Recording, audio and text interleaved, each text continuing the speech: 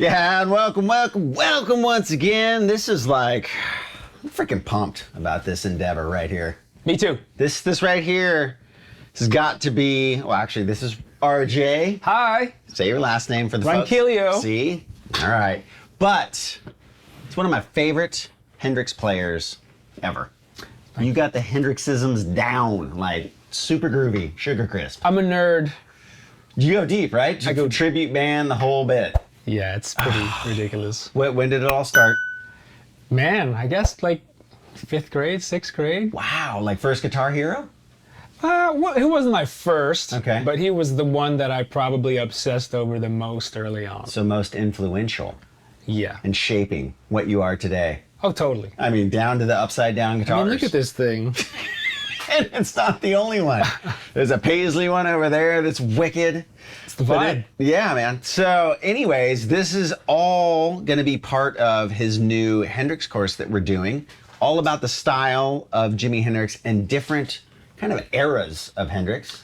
Yeah. So we got machine gun-ish, We or got submachine gun, what should we call it? That's right. We got Hey Joseph, That's right. and then Is it Isabella? Isabella. Oh. So what we're gonna do is we're gonna do a couple videos and kind of break down some of the signature techniques that he uses in those type of tunes.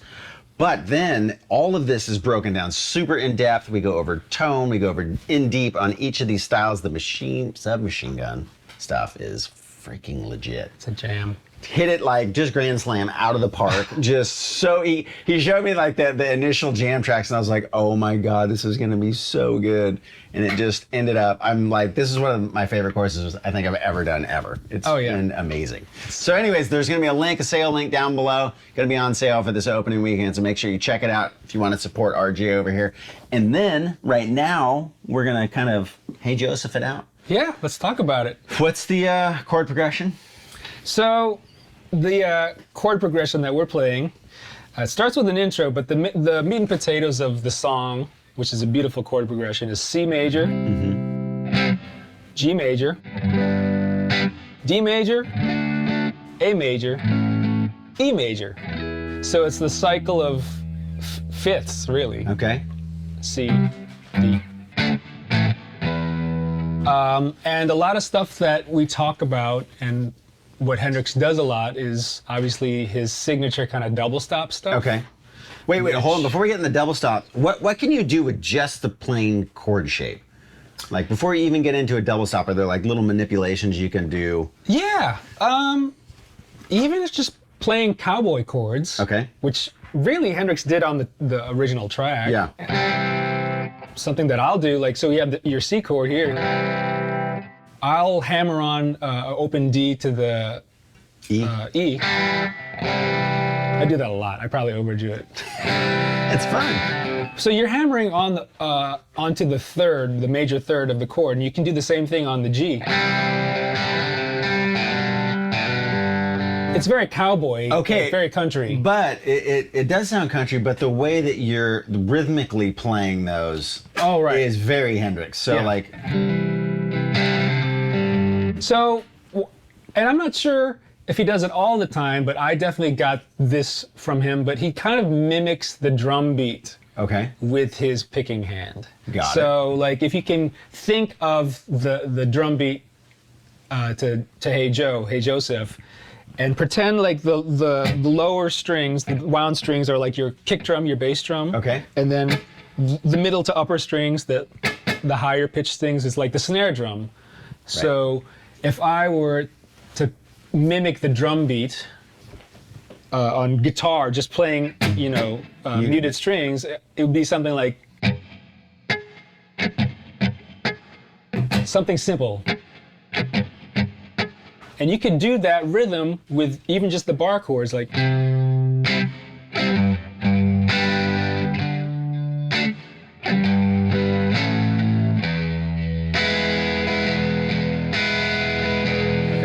So the low notes are my bass drum, kick drum, and the higher unwound strings are my snare drum. So I kind of keep that in my mind at all times when I'm playing rhythm on this song and trying to mimic what Hendrix would do. And then I noticed that you do kind of different speeds of hammer-ons. Sometimes it sounds like 2 notes, and then other times it sounds like you're like hammering into a note. Yeah, so you can play around. So if we go back to the open chords, you can make it as slow as possible. So you could, or, you might have not even caught that, but there's, a lot of time to play around with stuff. So, and I'll do a lot of with these open chords, kind of like pull off hammer-on type stuff. Okay. It sounds like sometimes right before you do that, you kind of go into like a stutter hit. Boom. Yeah, it's kind of like a ghost note of a snare drum. Okay, because it kind of sets up the rhythm really nice. Yeah. And the thing about rhythm in general, but particularly Hendrix's playing, is having like a constant pulse in the back of your mind. Okay. Like you're thinking internally? Yeah, you're thinking in terms of a constant either like 8th note or 16th note subdivision, which means in the back of my mind, I'm thinking like 1 and 2 and 3 and 4 and like like a pulse. Okay. And even though I'm not picking every single 8th note or 16th note, that's kind of in the back of my mind as almost like a map of, oh, let me grab some, notes from this rhythm. Sure. And kind of like intersperse it. I try to like compare it to like seeing like a row of dots and just like poking at whichever rhythms. Kind of like we were talking about. You make drum loops, don't you? Yeah, we were talking about the old school drum machines. Oh, for sure. Where you would program it and you would basically select, the 8th notes that you would want the beats to land on. The DR550 or whatever. And the Lindrum. Yeah. It's exactly like how I think of when I'm playing rhythm. And it's, I think, very helpful when you're, especially when we start getting into the more intense rhythmic stuff that Hendrix does. Yeah. Just keeping a solid pulse in the back of your Well, and he makes it sound so effortless.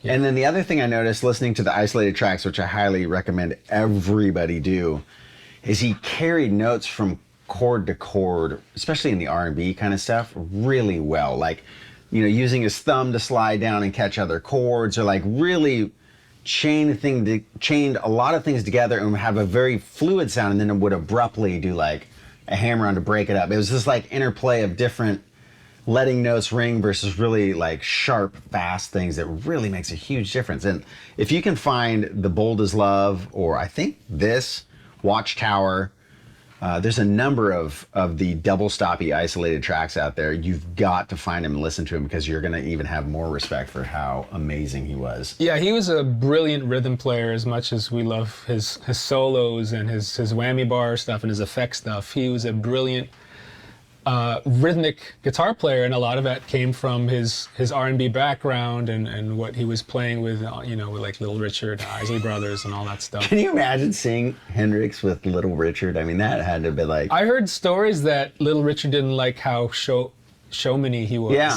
So right, already showing him off, blowing him off the stage. Yeah, which he probably learned from Little. He probably learned that from Little Richard too. So it's kind of like his own fault. Oh, that's amazing. Okay, so if we're gonna step out of the cowboy chords, and you play different places on the guitar too. So you do 3 different versions of like those A-shaped chords, the E-shaped chords. Sure. So the most basic way that I get around Hey Joe is with these, bar chord. So we have the A-shaped chord of C, the E-shaped chord of G, the G bar chord, and the same thing, D and A. Do you do little hammer-on-y kind of things in those shapes without moving too much? So with, not double stop stuff, but I'll do like suspended note stuff that Hendrix did a lot, like. Okay. And with these, especially the E chord, I should point out that I'm playing these with my thumb, just like Jimmy did. So it's a lot easier to do these flourish notes, I guess, when you use your thumb, because then you're able to use the pinky for stuff. Because if you're like this, the only way to do it then you make that a dominant 7 chord. So You can't move around much. Yeah. And for all you non-thumbers out there, it's not the flat part of your thumb that you press down on, it's the sides of your thumb. Yeah. So where, I've seen people kind of do it both ways, but it's typically this part of your thumb that you're pressing down with, Yeah, right the around inner the knuckle. flesh. Because if you tried it with the pad of your thumb right here, it kind of closes down your grip. So just turn this way, and you don't have to press hard. Actually, if you press hard, it'll make the chord sound out of tune. Yeah, and you're really only using it for the low E string. So it's not like maybe Hendrix used it on the 5th string for roots, but Well, he had hands like this big though, so that's true. Yeah. it's not fair. So yeah, but the thumb is very important for Hendrix style. But on this E shape G chord that I play like that, you have like 3 strings where you can use your pinky to embellish on this chord. Got it. So that's the 9th, that's the 13th or the 6th, and that's the suspended 4th. And now you know how to play Chili Peppers. Yeah, exactly. Where do you think you got it from? That's right. So between these kind of suspended notes, flourishes, and like double stops, that kind of definitely gets you in a foot into the door of Hendrix rhythm playing. Okay, so That's a big part. What about the double stops? Is there shapes around the chords that you like to use for Yeah. a given chord shape? Or? Sure. So with like the C chord, with this A form, A-shaped form, the easiest thing is like go from the root, and I usually think about sliding up, almost scalar. So it's like, Okay. I mean, you don't have to do that. You can just start there, but that's the you're patented basically, move. you're basically playing, the first inversion. So the third's on the top. Yeah, Ah, that's sounds kind of so the thing. good. So instead of you're doing, Now, are you doing the double stops on like the G, D, and A strings, basically? yeah. So like the actual double stop that we think about is the G string, the D string. Okay. So yeah, I guess technically you can think of it almost barring a fret, 2 frets higher Make a whole than step where up. the root is, and then kind of. But keeping it in 2-string sets. Pairs. Yeah. Yeah. So I'm not like when I do that, I'm only playing the 2 strings, G and the D string. And when I do this, you can either do just the 2 strings, D and the A string, but you could also add in the 3rd string because it's barred there. It's you're barring it anyways. Yeah, and you get like an inversion of the Yeah. chord, which he does all the time. Yeah, and even go further and you can hit the 2nd string. Oh, So you have the 3rd on top too. It's if you want to know the kind of the options of behind that A-shaped chord, just think of the pentatonic scale right behind that chord. And that also connects you to that version of the chord up there, right? So if this is position 1, behind that C chord, then when you do this E-shaped chord, it's the same thing. This is position 2 underneath it. So if you want to know all those notes, all those potentials, that is a great way to kind of give you those options. Oh, totally. So moving on from that shaped chord, the 5th string A-shaped chord, it's kind of the same thing when you're doing the E-shaped chord with the root on the 6th string, right? Got it. So it just kind of it parallels to the next adjacent strings. Got it. So when you do the E, the interesting thing about this kind of song is it seems like you can play either major or minor. So do you do... So yeah, so when we go through the cycle of fifths and we land on the E chord, like I always say the song is in the key loosely of E, but that's not really theoretically correct if you're asking like Sure. a music theory nerd. Yeah. So it kind of straddles the line between E major and E dominant and E minor. Okay. It's all over the map. Yeah, which allows you to play around with. You could play an E minor pentatonic blues scale. You could play an E major pentatonic. Okay. You could play an E mixolydian. You could probably do an E Dorian thing. Endless. Yeah. And Okay. it's all acceptable. It's all acceptable.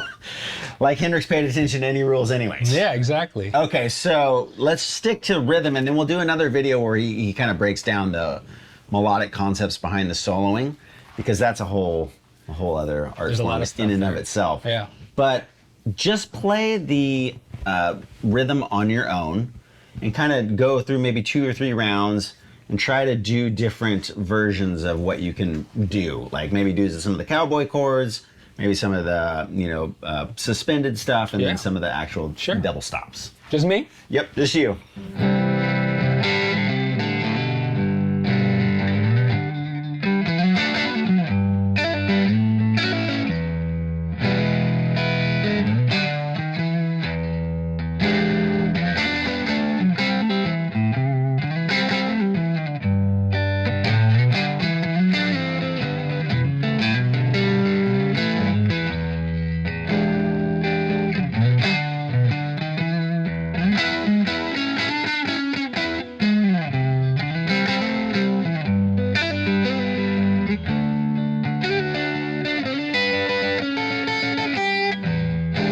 All right. Hold on a second. You're doing a lot of cool sixes.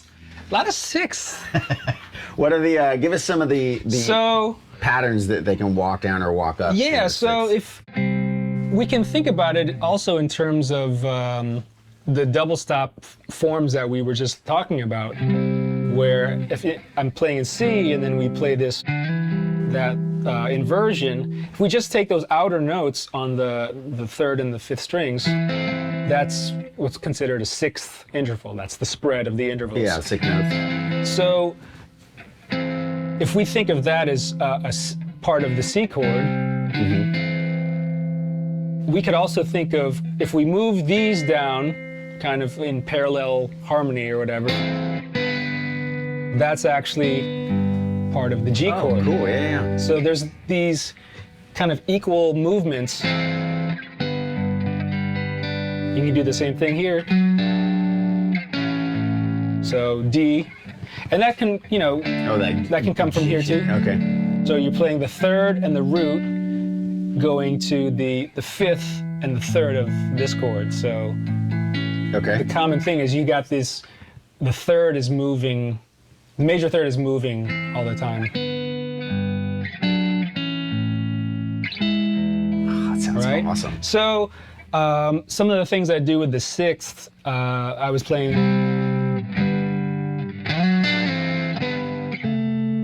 It's cool how you do that rhythmically, though. So are you? So that lick right there, you slid in and then you slide down with both. Yeah. Let's see.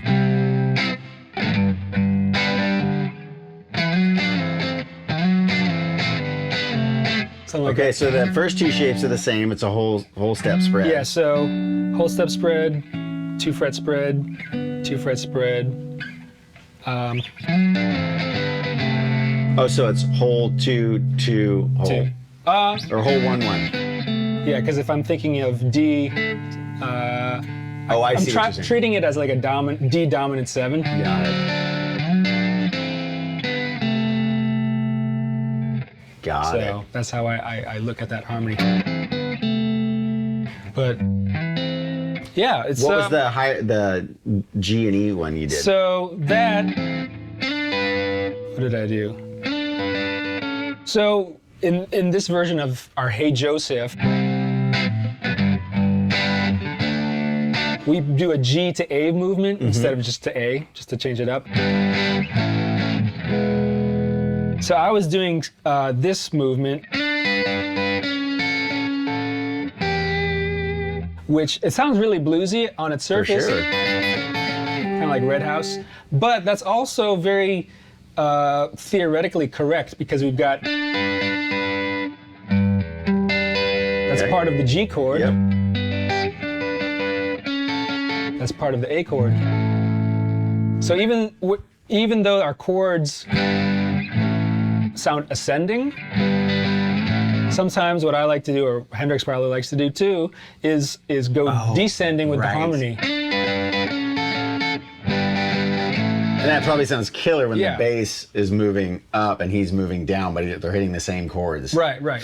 So it's kind of just like, multi-directional thing. Oh, that's awesome. Okay, and so what is some of your favorite double stop licks? I mean, I usually go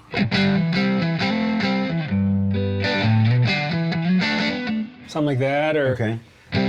I try to. I mean, it's very easy to just always start with root, chord, and then do the double stop thing. Yeah. But something that you can do is like not do that and just start on the double stop. Like I wasn't even hitting. Great. I wasn't even hitting the root really on any of those chords. If I'm going C to G. Well, at least not the root on the top, anyway. Yeah. Yeah. Okay, so that's a little do overdoing 2 it. cycles of that just with that in mind. So like maybe root and then switch it up to where you're not doing the root. Right. Okay.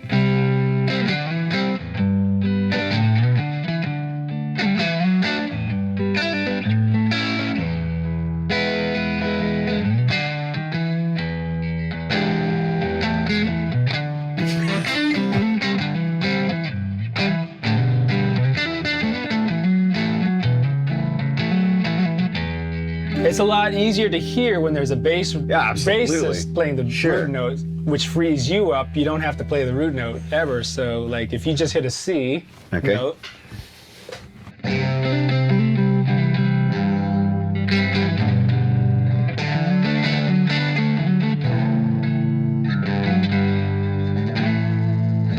Yeah. Wow, that sounds awesome. What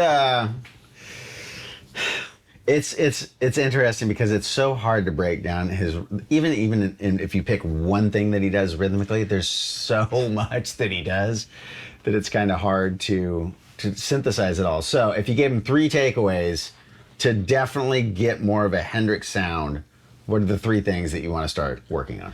Definitely know the double stops, not just the ones that we showed here, but there's other things you can do. Right? Yeah. Kind of know where they are around the fretboard and other strings, because not only for Hendrix stuff, but I use that stuff all the time for like R&B playing. Or, for sure. Or pop stuff. Okay. It's just a very common thing to do. It's such Hendrix's rhythm playing, and I'm not. People might say, well, that was also Ernie Isley or something, but that style of playing has seeped into so many different other genres and different things, R&B, neo soul, it's all over country. It's everywhere. Yeah, so that's something to always get under your fingers. If you can like master where all that stuff is, then that'll make your rhythm playing more interesting. For sure. Especially if there's you're in like a 2 guitar player band. There's a lot of those are like the cool parts. That people will use. Totally. Yeah. And I kind of lean on it a lot as well. So because it's awesome. Yeah, because it just makes it more interesting. It's instant. I love Hendrix that much that I'll just country band. I'm gonna play some Hendrix in the country band or whatever. For sure. Okay, I can't even express to you, and this is the first edition. We're gonna do 2 or 3 of these Hendrix editions. Can't express to you enough how awesome this chorus is. He gets into like the vibe, fuzzes, how to really like we do like a kind of machine gunny sounding one that it just. So good. So if you really are geeks like we are when it comes to Hendrix, you are absolutely going to love what RJ's done. We're going to leave a link down below. Make sure you check that out. There'll be some sort of a sale link down below if you want to pick up the course. It's so good. We hired a killer band to play, and then RJ just kills it. So I think you guys are really, really going to dig it. You guys are amazing, and that also helps support everything that you see here, and it helps us to bring in people like RJ to do courses. So anytime you get a course, it's not just for me, it's to bring in people like RJ and all these other guests that we have all the time. It's all funded by you. You guys are amazing. Thank you so, so much for the continued support. RJ, thank you. Thank you. All right, we'll catch you next time.